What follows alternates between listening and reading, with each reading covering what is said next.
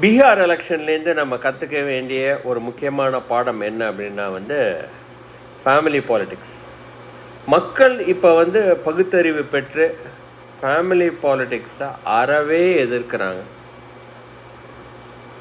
கொஞ்சம் கொஞ்சமாக தமிழ்நாட்டில் அதுவும் நடக்க தான் போகுது. அதுவும் 2026 100% திமுக வராமல் தடுக்கிறதுக்கு தான் எல்லா வழிகளும் நடந்து கொண்டு இருக்கிறது. அதுவும் தாவேகா முன்னிலையில், தாவேகாவோட லீடர்ஷிப்புக்கு முன்னாடி திமுகவோட அந்த குடும்ப அரசியல் விழப்போகுது அப்படின்றதுல எனக்கு மாற்று கருத்து கிடையாது. அதை முன்னெடுத்து செல்றவர் மிஸ்டர் விஜய். இதை தான் நம்ம பீகார்லேயும் பார்த்தோம்.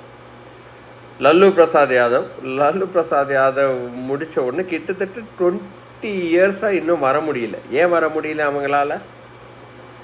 ஏன்னா ஜங்கிள் ராஜ் அப்படின்னு சொன்னாங்களா, அதாவது காட்டில் மிருகங்கள் எப்படி வேட்டையாடி பிழைக்குமோ அந்த அளவுக்கு லல்லு பிரசாத் யாதவோட ஃபேமிலி பீகாரே சுரண்டி பல கோடிகளுக்கு அதிபதி ஆகிட்டாங்க. அதனால தான் இன்றைக்கி அவங்களால வர முடியல. அதுதான் இன்றைக்கி தமிழ்நாடில் திமுக உடைய தலைவர் மிஸ்டர் ஸ்டாலினும் அவரோட குடும்பமும் இப்போ செஞ்சிட்ருக்கு. அதுக்கு ஒரு பாடம் மிஸ்டர் விஜய் புகட்ட தான் போகிறாரு. இதனால் எப்படி 20 வருஷமாக திருப்பியும் லல்லு பிரசாத் யாதவ்னால் வர முடியலையோ அதுதான் இங்கே கலைஞர் ஃபேமிலிக்கும் ஸ்டாலின் ஃபேமிலிக்கும் நடக்க போகுதுன்றதில் எனக்கு மாற்று கருத்து இல்லை அப்படின்னு தான் சொல்லணும்.